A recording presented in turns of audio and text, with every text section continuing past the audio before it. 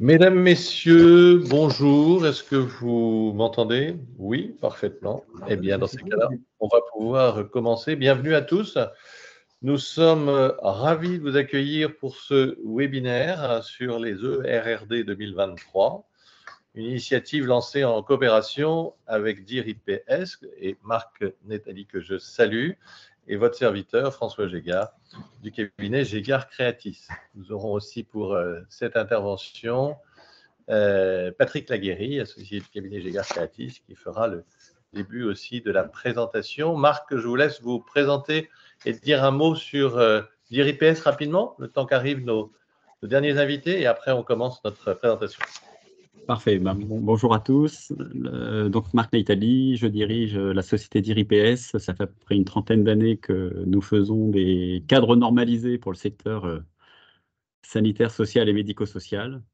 Et nous développons des logiciels de gestion pour ces cadres normalisés. Et nous avons également une gamme autour du dossier de l'usager. Voilà, Patrick Laguérie, cabinet Gégard Creatis, je te laisse te présenter. Juste pour complément, donc je suis expert comptable, commissaire aux comptes au cabinet depuis quelques années. Donc bercé depuis l'origine dans le secteur non marchand, on dirait sanitaire, social, médico-social. Donc voilà, et puis c'est les trois quarts de mon activité sur ce champ médico-social, donc très prenant et très passionnant. satisfait oui, passionnant, c'est passionnant. Voilà, Et je me promène par la France pour animer des formations.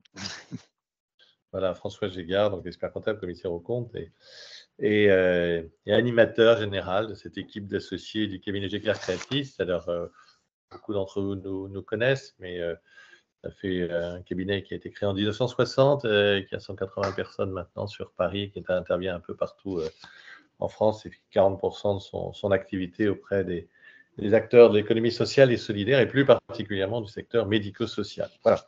Donc, nous sommes ravis de pouvoir, en lien avec DIR-IPS, aujourd'hui vous présenter ce petit webinaire. Alors, on va vous expliquer un petit peu l'objectif de ce webinaire. On va peut-être, Marc, si vous voulez bien partager le diaporama, maintenant que vous nous avez vus et repérés.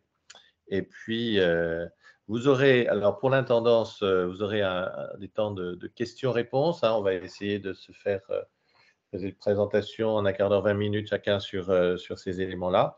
N'hésitez pas à poser vos questions sur l'onglet prévu à cet effet qui permet de poser des questions par écrit.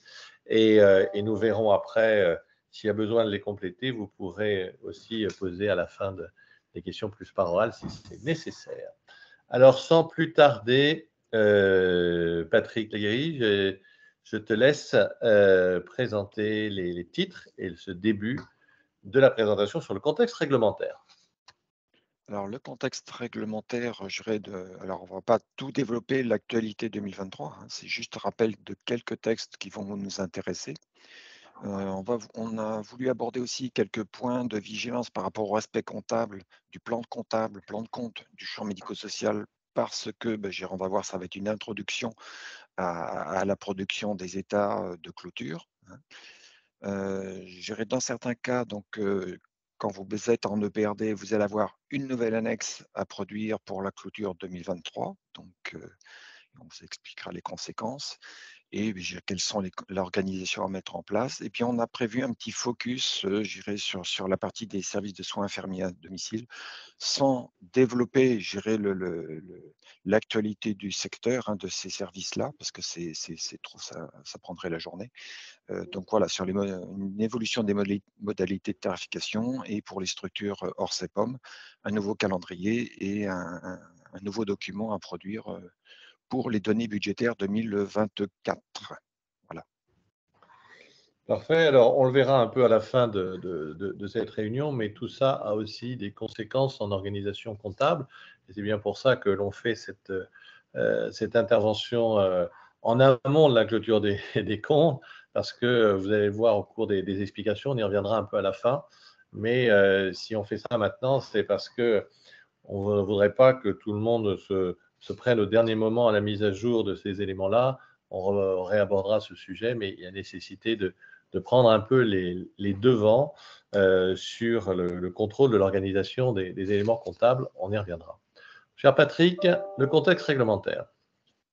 Alors, contexte réglementaire, donc la dernière actualisation des cadres normalisés, c'est un arrêté du 15 décembre 2020. Donc, aussi bien sur le volet, je dirais, compte administratif budget que le volet, je dirais, CEPOM, donc EPRD, ERRD. L'autre actualité, c'est que on a rappelé le décret du 28 avril 2022, on va dire, faisant suite à l'affaire qui est concernant les EHPAD gérés par Orpea. Et donc, on a eu quelques points techniques d'évolution et impactant le champ médico-social au-delà des EHPAD par rapport à ce décret. Et donc, avec une production de la nouvelle annexe 3, que l'on verra tout à l'heure dans le cadre des ERRD. Et donc, suppression aussi de quelques documents qui étaient les annexes simplifiées pour les EHPAD non habilités sociale. Et voilà, c'est quelques textes par rapport à ces éléments de l'ERRD, donc l'État réalisé des recettes et des dépenses. Alors, on reviendra sur la partie. On ne parlera pas là aujourd'hui de la particularité des nouveaux documents de transparence financière sur les EHPAD non soumis à l'aide sociale. Si vous êtes directement concerné par ce type d'EHPAD, n'hésitez pas à revenir vers nous parce qu'on a de nouveaux textes en préparation qui vont sortir et sur lesquels on a travaillé. On aura plaisir à en reparler avec vous si vous êtes concerné. La plupart du temps, dans les associations, on est plutôt avec des EHPAD habilités à l'aide sociale. Mais si ce n'était pas le cas, n'hésitez pas à revenir vers nous. On en reparlerait volontiers. Plan de compte en vigueur. Le plan de compte en vigueur. Donc, on a rappelé le texte de base qui est l'arrêté de 2008, qui est l'instruction comptable M22 qui s'applique au champ public et aussi au champ secteur non marchand, donc géré par les associations à but non lucratif. Et donc, chaque année, vous avez une actualisation de ce plan comptable, donc par un arrêté. Donc, ça peut être des incidences plus ou moins importantes au niveau de ce plan de compte. Le dernier, c'était décembre 2022 à valoir sur les N+1, donc l'effet 2023. Et puis, on en aura un nouveau qui sera en décembre 2023 à valoir 2024. Sachant que la plus grosse de la refonte a été faite en 2020 pour tenir compte de l'évolution de la réglementation comptable d'ordre général, les règlements ANC 2018-06 et 2019-04. Donc, une préconisation, je dirais, par rapport à ce plan de compte, oui, c'est bien la vignette après. Donc, ce qu'on vous préconise, c'est respecter le plan comptable. J'ai l'habitude de dire, les bons comptes font les bons amis, mais c'est vraiment vrai quand vous êtes dans la production des documents. Un compte, il a une place dans un bilan et une place dans un compte de résultat et dans le bilan financier. Donc, si on veut se simplifier la vie et éviter le recours aux tables de passage, pour que ça puisse remplir correctement les états normés, respecter le plan comptable et tous les schémas d'écriture qui vont avec. Parce que les écarts que l'on voit dans les ERRD et EPRD, c'est parce que j'ai mal positionné les chiffres, ça n'a pas été dans la bonne case de ce fait, et ça crée des écarts. Donc, quel que soit, bien d'accord, ça paraît évident.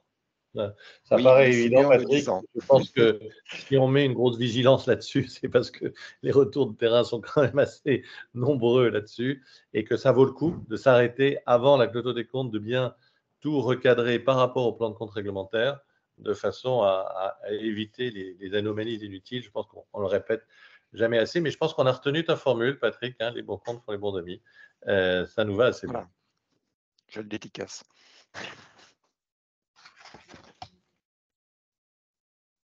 Les principales évolutions. Oui, alors sur le secteur personnes âgées, donc là, la partie EPRD ou RRD, peu importe. Donc, on a sur la spécificité des EHPAD de petite unité de vie, les PUV.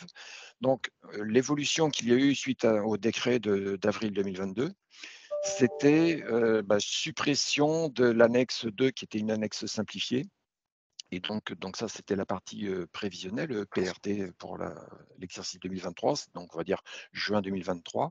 Et conséquence pour l'exécuter, hein, pour la partie ERRD complet. Et donc le ERRD, l'annexe 10 est également supprimé, au profit de l'annexe 10 qui est l'annexe 8 qui est la complète suppression de l'annexe 10, donc pour le prochain arrêté de compte. Et on s'aperçoit également, c'est pas marqué, mais quand vous êtes en EPRD et que vous aviez une observation, notamment ce qu'on appelle une production d'un RIA, relevé infra-annuel, donc qui était l'annexe 7, et bien dans la foulée, il y a eu également suppression de l'annexe 7B, qui était l'annexe simplifiée de ce RIA. Et donc, vous avez de ce fait le RIA complet qui est à produire, si bien sûr l'autorité vous le demande. Donc là, ça fait partie de le cadre des observations dans la validation, l'approbation des EPRD. Quelques évolutions sur la tarification du Oui, SIAD. la partie T du SIAD. Alors, on ne va pas rentrer dedans de façon très complète parce que je dirais, le domicile est en cours de restructuration. Donc là, on ne parle pas du tout le rapprochement entre le service de soins infirmiers à domicile et le service d'aide et d'accompagnement à domicile pour former demain, plutôt après-demain, les services, les SAD. Hein, donc, ça sera la nouvelle opération. En parallèle de ces évolutions, on a des évolutions de tarification de ces services de soins infirmiers à domicile, donc qui sont effectifs dès l'année 2023. Donc c'était ultra rapide. Autant le CRF1-PH est très très très long à mettre en œuvre, on va dire perspective peut-être 2025. Là, ça s'est fait extrêmement rapidement, un peu plus trop rapidement peut-être. Donc les structures ont reçu ou vont recevoir les arrêtés de tarification 2023. Et il faut bien voir qu'on est sur une production de 2 décrets en 28 avril 2023 et 3 arrêtés de la même date, plus des documents du mois d'août 2023 concernant ces évolutions tarifaires. Donc, on va passer d'une dotation globale de financement que l'on a actuellement vers un forfait global soins, un FGS, donc le nouveau vocabulaire. Par contre, on aura bien les financements complémentaires pour les activités supplémentaires, ESA, ESNA, tout le financement des crédits non reconduits, bien sûr, le Ségur, etc., donc non concernés par la réforme.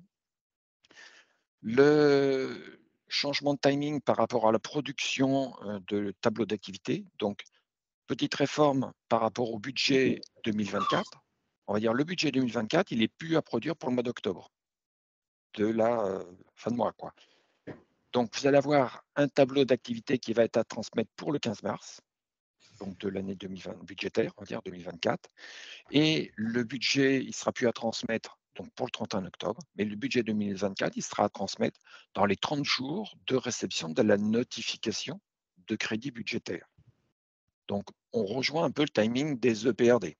Donc, même si vous n'avez pas signé de CEPOM et que vous êtes toujours en compte administratif, eh bien, on rejoint le timing de l'EPRD avec une production dans les 30 jours de la réception du forfait global de soins. Donc, ça à valoir donc immédiatement. Et bonus, vous avez droit à un petit tableau supplémentaire qui est le tableau de la capacité d'autofinancement. Donc, issu d'un arrêté plutôt du 28 avril 2023. Voilà, schématiquement par rapport à ça. Hein. Donc, on tient une journée là, sur le sujet, si on veut aussi. Alors, on va s'arrêter là, si tu veux bien, parce que c'est Voilà. un rappel des éléments, et on va passer, si vous voulez bien, aux évolutions du nouveau cadre obligatoire des ERRD.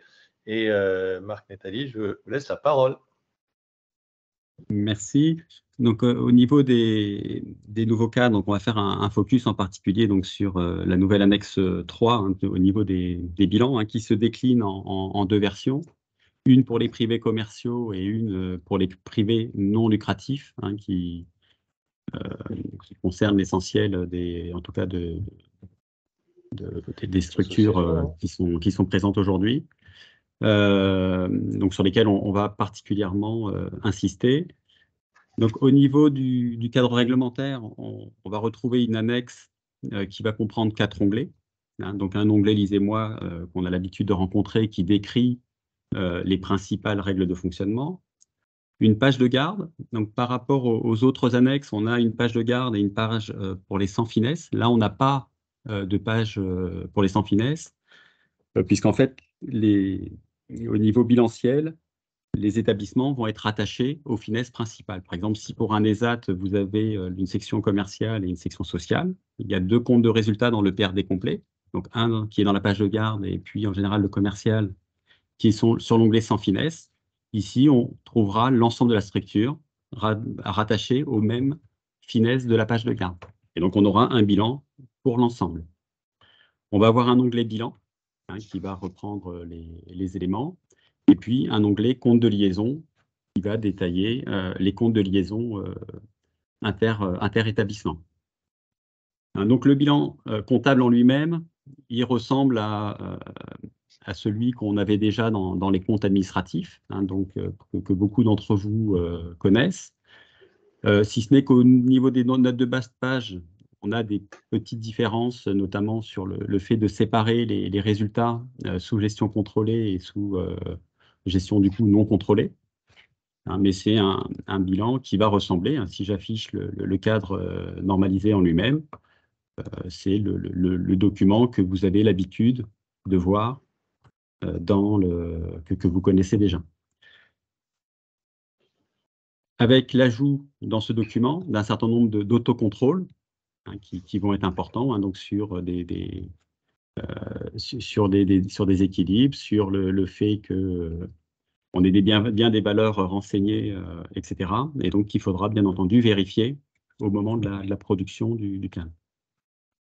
Ce qui est important également à bien avoir en tête, c'est que là, j'ai un bilan sur un finesse. Si dans ma page de garde, j'avais un deuxième établissement, j'aurais un deuxième bilan. C'est-à-dire qu'on a un bilan par finesse. Dans le PRD complet, on avait un bilan financier pour l'ensemble de l'EPRD. Si vous avez 10 établissements, 10 finesses dans votre PRD, vous aurez 10 bilans comptables à produire. Et ça a des impacts importants parce que ça veut dire qu'au niveau de votre comptabilité, il faudra pouvoir identifier les flux associés aux différents bilans. On a parfois des comptes de résultats qui sont identifiés dans la comptabilité par de l'analytique. Ça marche bien quand on est sur des comptes de classe 6 et 7. Ça marche moins bien quand on doit construire un bilan par analytique. Mais ça, je pense qu'on aura l'occasion de reprendre ces sujets-là. En tout cas, ça, c'est important d'avoir conscience de cette granularité. Le dernier onglet que l'on va retrouver dans ce nouveau cadre normalisé, c'est un onglet qui concerne donc les comptes de liaison, dans lequel on va retrouver pour chaque établissement présent dans le cadre normalisé. Donc, si dans mon exemple, si on a 10 finesses, on aura 10 onglets comptes de liaison. Et donc, pour chaque établissement finesse, on va inscrire les contreparties, les établissements avec lesquels celui-ci est en liaison, est en lien. Donc, avec une particularité d'identification du siège social et l'ensemble des autres ESMS avec lesquels il y a des flux croisés sur les comptes de liaison.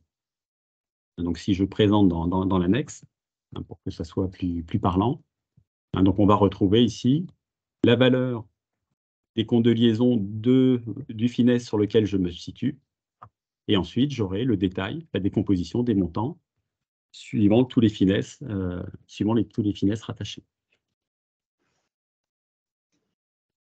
Voilà. Tout sera détaillé en finesse, si je me permets cette réflexion. Donc, merci beaucoup, Marc et Patrick, pour cette présentation qui a volontairement été un peu rapide pour qu'on ait le temps d'échanger un peu sur ces sujets et de voir comment les choses peuvent évoluer. Peut-être qu'on peut passer à une première session de questions-réponses et vous comprenez bien, et n'hésitez pas, si vous avez la possibilité, de mettre votre caméra parce qu'on aura plaisir comme ça à vous voir les uns les autres. Mais au-delà de ça, je pense que vous avez compris que pour sortir ces bilans par numéro de finesse, à la fois pour les éléments de 6 et de 7, mais aussi de 1 à 5, hein, de bilanciel, eh bien, il faut s'assurer que tout ça est présenté correctement et a été validé établissement par bien. Normalement, ça doit être le cas, mais on s'aperçoit dans la réalité qu'il y a souvent quelques ajustements à faire. Et donc, il ne faut pas faire ça au mois de mars, mais bien à partir de maintenant, c'est bien l'objectif de notre réunion. Donc, vous avez la parole, mesdames et messieurs. Soit vous levez la main, soit vous posez une question par écrit. La première question par écrit qu'on avait, c'était est-ce que c'était applicable aux établissements publics? Alors, ce n'est pas directement visé par notre réunion de ce matin. Mais Marc, je vous laisse répondre. Mettez votre micro. Ouais.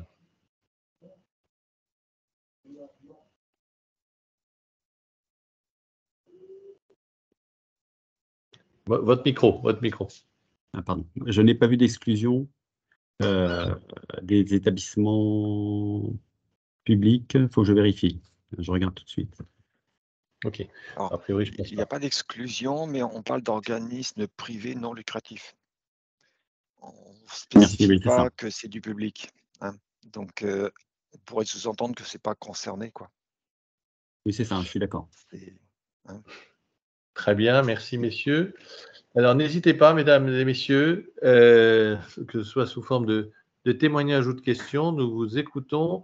Pour prendre la parole, il faut normalement appuyer sur la partie microphone et qui devrait se dégager. Tout est ouvert pour tout le monde si on veut. Je regarde avec la technique, Bon, eh bien donc vous pouvez prendre la parole en direct. S'il y a trop de monde, on fera le tri, mais n'hésitez pas. Vous n'avez qu'une cinquantaine en ligne. L'annexe 3 est-elle applicable dès le RRD 2023? Première question. Je crois qu'on l'a bien dit et redit, mais on peut le repréciser. Merci, Yamagalilou. C'est à compter de la clôture de l'exercice 2023 et c'était optionnel sur la clôture 2022. C'est-à-dire potentiellement, vous pouviez remplir également l'annexe 3 en clôture de 2022. Très bien. Alors, je reprends la question de Mélanie Millet. Bonjour, madame. Merci d'être avec nous.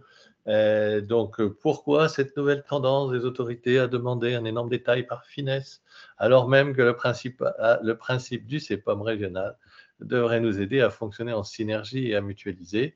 Là, on est bien sur une question très pertinente. Nous ne sommes pas à l'origine des textes, madame Millet, mais j'ai un peu envie de dire, c'est comme toutes les lois de simplification, comme celles qu'on nous annonce, à chaque fois qu'il y en a une, en général, on a 2 fois plus de détails à traiter.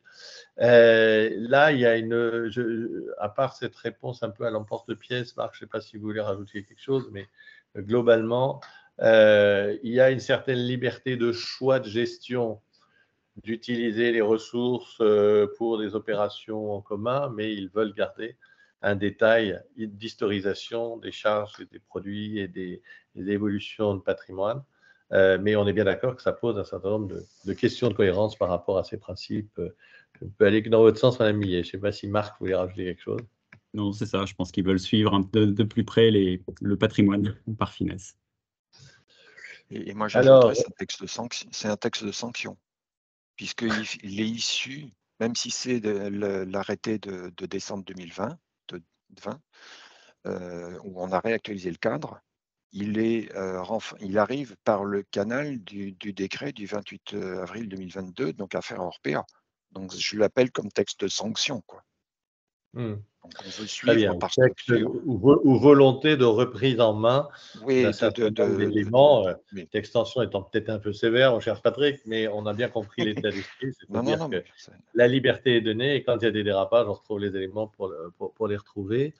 Gaël Haute qui nous dit bonjour, je souhaiterais un éclaircissement concernant l'annexe 4 de l'ERRD demandé pour le 31 octobre. J'ai cru comprendre qu'elle serait en mars. Et y a-t-il une échéance budgétaire au 31 octobre pour les établissements en CEPOM? L'annexe 4, c'est l'annexe activité. C'est bien Oui. ça. Donc, Et pour l'annexe ceux qui sont activité, CEPOM, il n'y a pas de changement de timing, c'est-à-dire que ceux qui ont la production de l'EPRD à faire, c'est uniquement l'annexe 4 qui est à faire là pour le 31 octobre. Et ceux qui ont des établissements de jeunes, anti-IME, ITEP, etc., donc accueillant des jeunes de plus de 20 ans, donc dans le cas des dispositifs Creton, il y a un deuxième annexe, enfin une actualisation à faire pour le 31 janvier. Et après, on est dans le déroulé normal du dépôt de l'EPRD, c'est-à-dire entre avril et juin de l'année budgétaire. Voilà. Là, on n'est plus. Alors, on a encore des établissements, mais ceux qui ne sont pas, on ne sait pas, mais en budget et en compte administratif, hein, ça existe pour certaines activités. Là, on reste sur les calendriers traditionnels de fin octobre et fin avril, Voilà, sauf pour les SIAD. sauf pour les SIAD. Tout à fait. Voilà, c'est Justement, l'actualité. oui, exactement.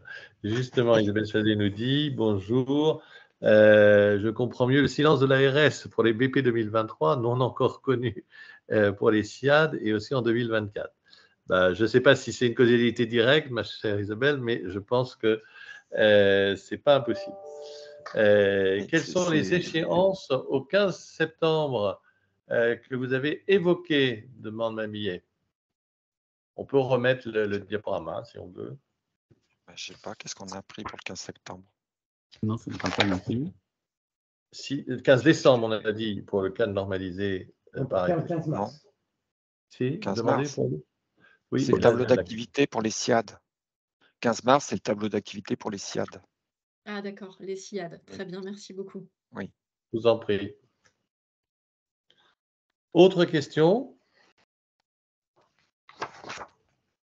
Pour répondre à Isabelle, je dirais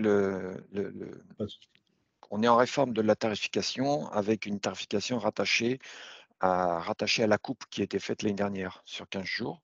Et donc là, les enveloppes pour pouvoir être notifiées, le budget 2023 pour être notifié, il fallait qu'ils attendent les textes.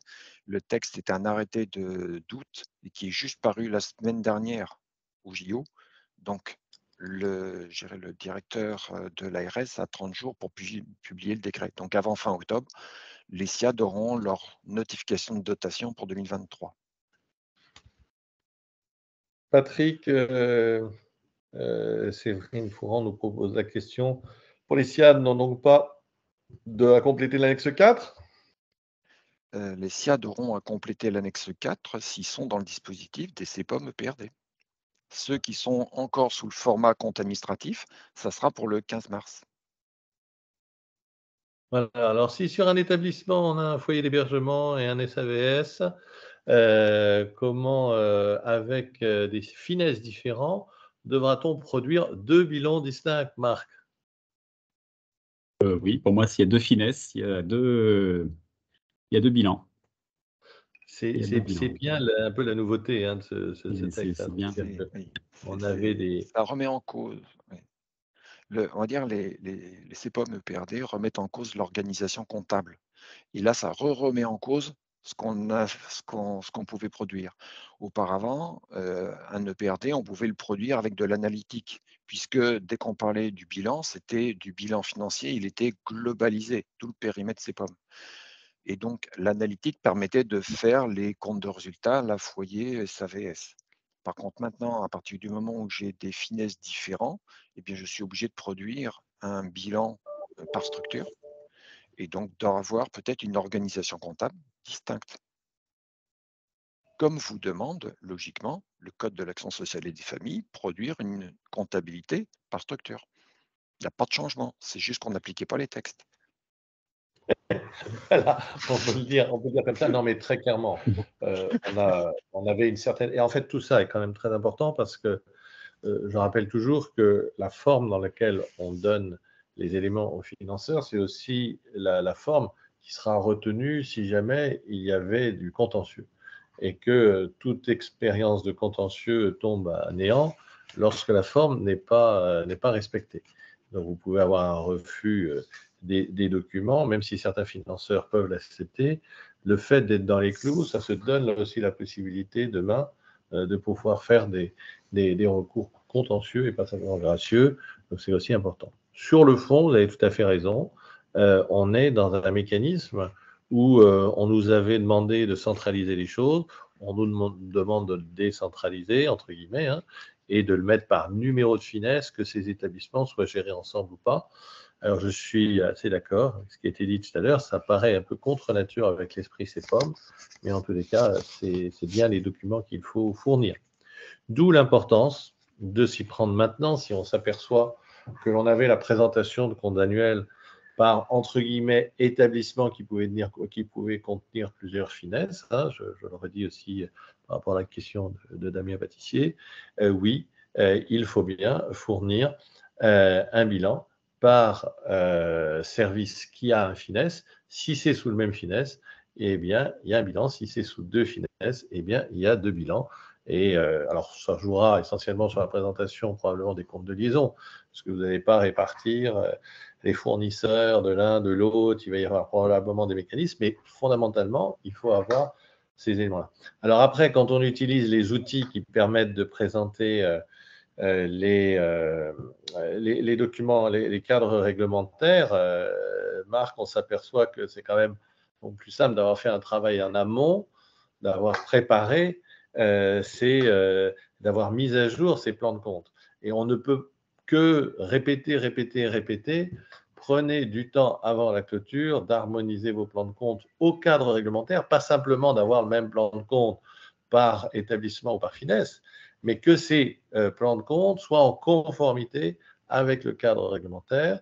C'est le meilleur moyen d'avoir des documents réglementaires qui soient dans les cases.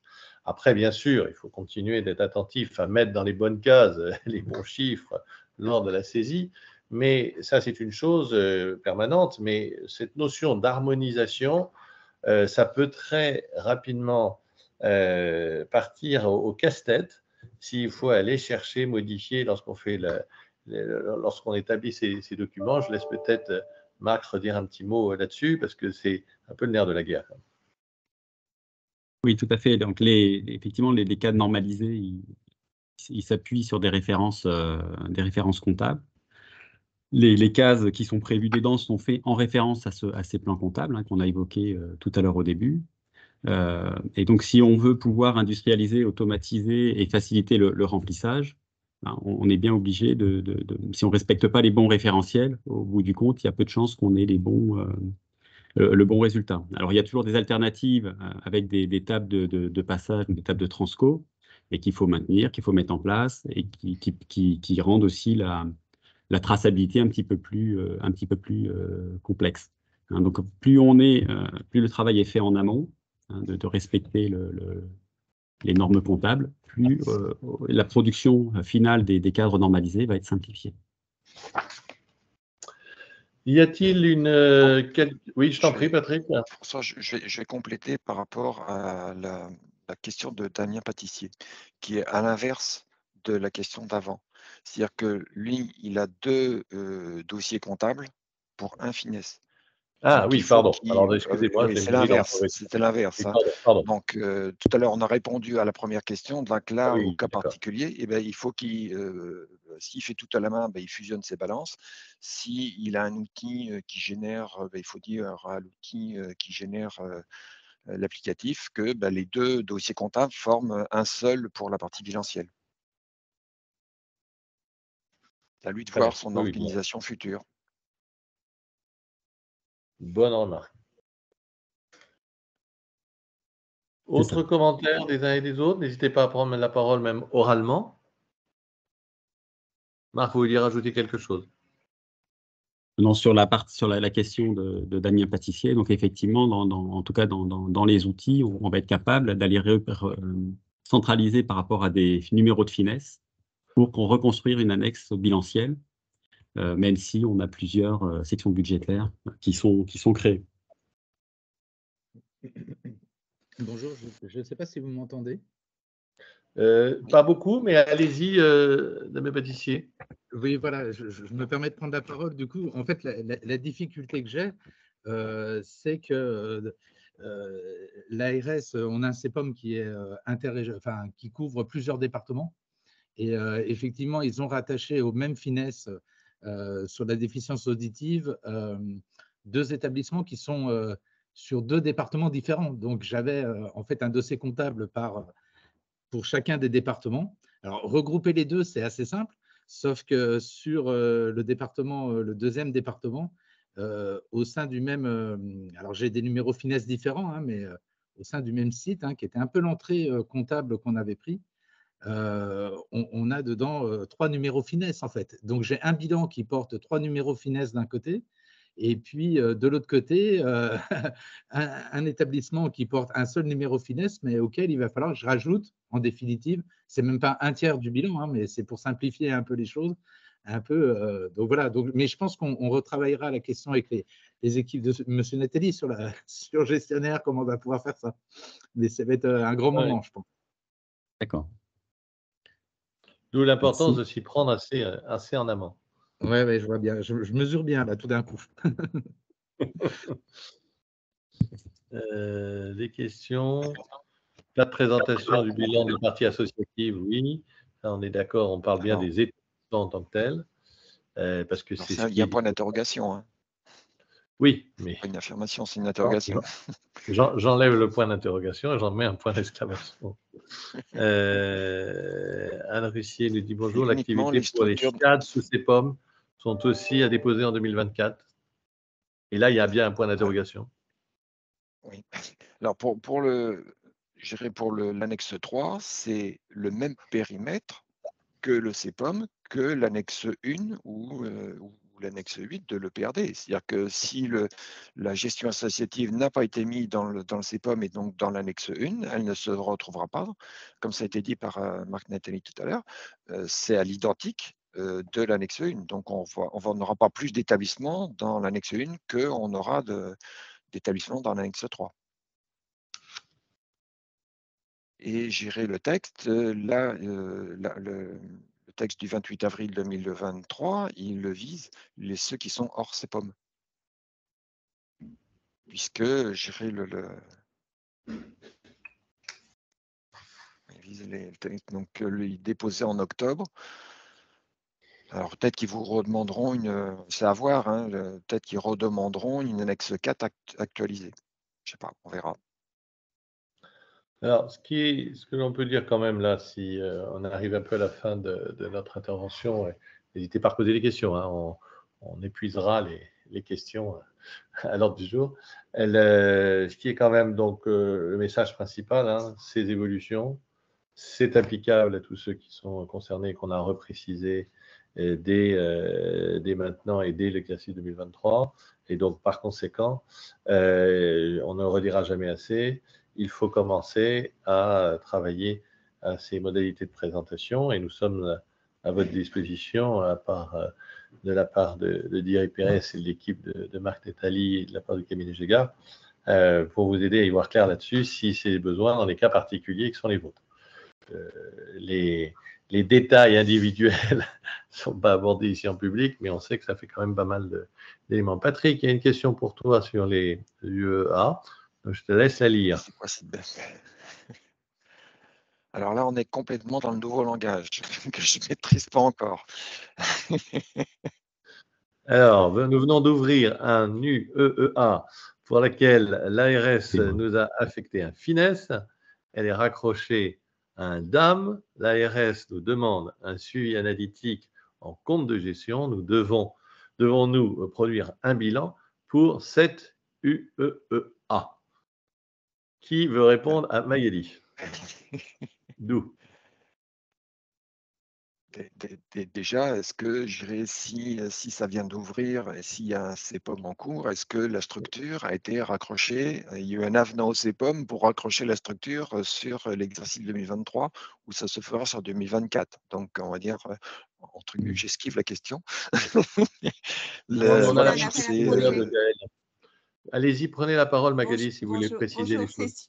Bonjour, c'est suite à un appel à projet, en fait, pour lequel nous avons été retenus. Pas d'avenant, c'est pas. Oui, on n'y est pas encore alors. Si, enfin si, on va, là c'est tout nouveau de cette année en fait, en 2023. Les fonds vont nous être versés sur l'année 2023 en deuxième campagne budgétaire. Donc il y a un finesse qui a été raccroché Sauf que c'est D'accord. Il y a rattaché un à un autre ouais. DAM, en fait. Donc, Oui, mais c'est un dispositif, c'est pas une structure. il n'y a pas besoin de faire un bilan spécifique pour cette unité. Est-ce que déjà elle Un est rattachée à un bilan. l'ERRD? Est-ce que vous allez l'intégrer dans votre ERRD? Ben, il est dans le DAM, en fait. Il est vraiment raccroché à notre DAM. Parce que si elle est dans le périmètre de l'ERRD avec un finesse différencié, moi, de ce que j'ai compris, il doit y avoir un bilan dédié. Oui, à S'il y a condition pas d'avoir si elle n'est une pas dans avenant. le périmètre de l'ERRD, en fait, c'est le périmètre de l'ERRD qui va Si, elle y est, hein. déterminer. Elle est dedans. Elle Voilà. est dedans. Donc, si elle a un finesse spécifique et qu'elle est dans le RRD, je ne vois pas pourquoi il n'y aurait pas de bilan produit, en fait. Oui, il peut être dans le DAM sans être dans le PRD. Parce que s'il n'y a pas un avenant au CEPOM, le CEPOM liste les établissements par leur finesse. Donc, si je n'ai pas d'avenant intégrant la nouvelle structure, eh bien, il est pas, même s'il est dans le dispositif DAM, il ne sera pas dans le PRD. D'accord. Moi, je vous Alors invite là, quand même. Il y a un avenant CEPOM. Moi, je vous invite quand même à vous retourner, si vous avez arrivé à avoir un interlocuteur auprès de votre financeur, pour lui poser la question, parce qu'il y a la partie réglementaire et la partie. Et puis après, est-ce qu'il va vouloir? Parce que dans la réalité, ce qu'on voit dans le terrain, c'est quand même. On a des textes, on a les obligations d'appliquer ces textes, et puis parfois, on a quelques injonctions contradictoires qui nous sont données par les financeurs directs. Donc, faites-vous valider ça directement auprès du financeur. Mais selon toute vraisemblance, on est dans un périmètre CEPOM, on a un numéro de finesse. Si on suit l'application du texte, on doit avoir un bilan par numéro de finesse. Bon, on va se renseigner. Je vous remercie. Voilà. C'est à condition que la structure soit accrochée dans le CEPOM. Quoi. Bien sûr, bien sûr. Voilà. Très bien. Une dernière petite question. On va prendre la question. L'unité d'enseignement externalisé autisme. Bon. Oui, ah oui, ça c'est pour Et tous les acronymes qui bougent, là, pardon, merci, c'est gentil l'actualité des acronymes, là. de Depuis nous en 2 ans, mettre ça, des ça fait... même nous qui baignons dedans, des fois, on a un peu du mal à se souvenir de tout. Merci beaucoup, Magali. Gaëlle, est-ce que tu as eu la réponse à ta question? Non, elle n'a pas été lue. Une autre question, François. Je ne sais pas, Magali, vous voulez que... Mélanie, pardon. C'était la question par rapport au dispositif DAM, le nouveau dispositif. Dans le cadre normalisé, on a un type d'établissement dans le premier onglet qui nous génère après les onglets. Et du coup, ce type d'établissement, il n'apparaît pas aujourd'hui. Alors peut-être qu'il va apparaître. Et ma question, parce qu'en fait, ça a une incidence sur le type d'onglet qui est créé par la suite. Et du coup, c'était juste savoir si vous aviez connaissance, si ces typologies, comme ils changent assez souvent, vont être intégrées dans le nouveau cadre normalisé. Je pense que c'est une question pour vous, Marc, plus précisément. Pour l'instant, nous, on n'a pas vu passer de mise à jour sur le sujet. En général, on a ce type d'information fin novembre, début décembre pour l'année à venir. Merci. Après, il n'y a Et là, ça pas s'applique d'incidence. pour vous dès l'activité 2024, pour le 31 octobre? Et oui, normalement, oui. Et donc, ici, il y a des cretons ou pas dans la structure? Il y a des cretons, ouais. Donc, par défaut, je pense qu'on prendra l'IME, parce que c'est celui qui crée le plus d'onglets. Oui, voilà, c'est ça. C'est ça. Il faut bien voir qu'il n'y a pas de cadre spécifique. Dans l'annexe 1, on s'occupe pas il n'y a aucune distinction sur la nature, le profil d'activité. C'est un cadre unique. C'est soit vous êtes soumis à l'équilibre, soit vous n'êtes pas soumis à l'équilibre. C'est juste la distinction dans les cadres. C'est la seule distinction. Après que vous soyez un CESAD, un IME, un EHPAD, un SAMSA, etc., c'est le même cadre. Donc, il n'y a pas de distinction. C'est juste après, oui, l'annexe d'activité où les IME relevant du dispositif Creton vont avoir un deuxième tableau à remplir. Et puis, vous avez les cofinancements avec l'annexe 5 qui vont donner, mais qui va concerner que les EHPAD et les foyers d'accueil médicalisés sans ça. Le reste, on est sur du standard. Merci. Et si vous ne trouvez pas votre bonheur, il y a une case qui s'appelle Autre. C'est pas faux. Une question de Gaël Aude, vous vouliez réintervenir, je crois. Non? Non, non, c'est bon, j'ai eu la réponse. Merci. Parfait, entendu. Merci. Bien, mais écoutez, mesdames et messieurs, les journées sont bien chargées. J'espère que on va clôturer ce webinaire. J'espère que ça ne vous aura pas trop démoralisé, mais plutôt mis en joie pour préparer les ERD un peu en avance. Vous l'aurez compris, c'est le message principal. En tous les cas, on se tient à votre disposition pour regarder ça plus précisément structure par structure. Merci Marc Etelahi avec qui nous avons lancé cette initiative et Patrick qui est intervenu aujourd'hui. Marc, je vous laisse dire un petit au revoir. Merci beaucoup, merci à tous pour votre attention et merci François et Patrick également. Et bonne continuation à toutes et tous. À très bientôt à tous. Merci beaucoup de votre présence. Bye bye.